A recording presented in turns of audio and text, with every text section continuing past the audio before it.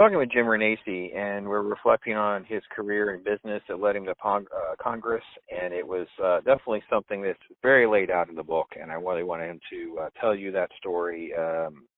Jim, you really call it the letter that drove me to Congress, right? You get this letter in the mail, and I wanted you to give a chance to explain to folks what exactly happened and then what that was like.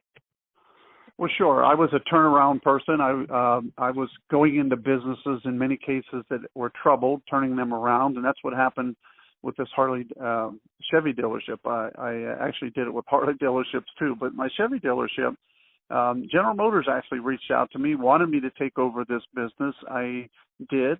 I turned it around. They asked me to put my name on it, which was one of the reasons that we had a working relationship. They asked me to do a number of things, and then one of the things they said was, we'd love you to build a new facility out on the highway, and I agreed to do that as well. And I was working very close with General Motors to move the business out onto the highway, which was kind of their new model.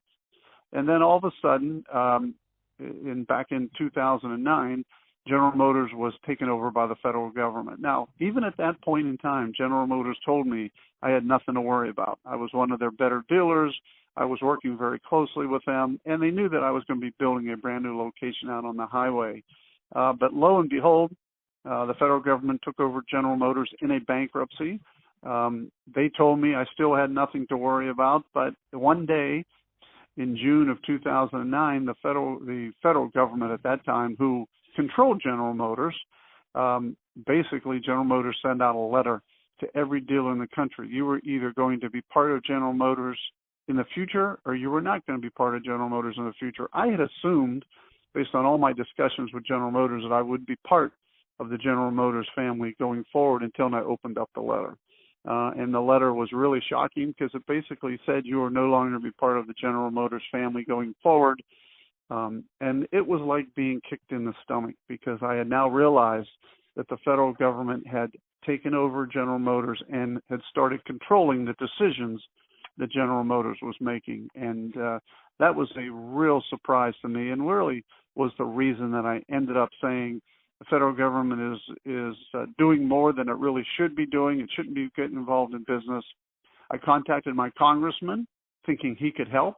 I talk about that a little in the book as well. He did come visit. He said he would help. But then I found how Congress really worked because when the vote came to reinstate my dealership and many other dealerships, he voted against it. And that was really the second kick in the stomach when I realized that I was going to step up and not only remove him from Congress, but go to Washington and try and make a difference. And that's what I did. Within 11 months, I became the U.S. Congressman in Ohio's 16th district, defeating somebody who had just won 2 years earlier.